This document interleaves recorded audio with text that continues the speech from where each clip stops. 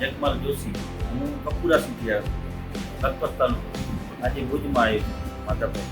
મને એક કાનમાં તકલીફ હતી. ડૉક્ટરે એમ કીધું હતું કે નસ ફૂટાઈ ગઈ છે, આનો કાંઈ ઈલાજ ન થાય. લગભગ 10 વર્ષથી ઉપર જ હતું. ડૉક્ટર 2-3 જગ્યાએ બતાવેલો.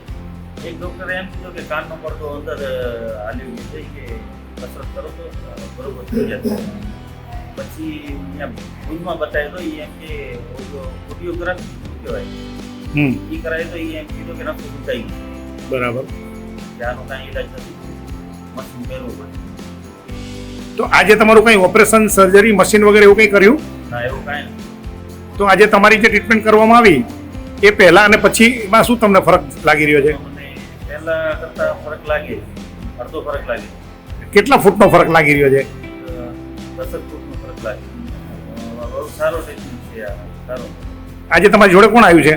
ભાઈ પ્રવીણભાઈ જોશી આનંદ આવ્યો અને વિશ્વાસ પત્ર કેમ્પ મળ્યો અમને એમ જરૂરી 100% એમ. હું પોતે મતલબ ઇન્સ્ટામાં બધી એડ આવતી જોતો કે આ શું છે, હકીકત છે કે નથી. આ મેં તો એકવાર જાણ કરી જોઈએ આપણે શું છે. હવે ખબર પડી કે હકીકત છે, આનો રિઝલ્ટ મળે. ખાલી વિડીયો ઉતારવા માટે ને કોઈને ફ્રોડ કરવા માટે નથી, સત્ય વસ્તુ છે આ. તો હોમિયોપેથી દવા પર વિશ્વાસ કરવો જોઈએ. 100%.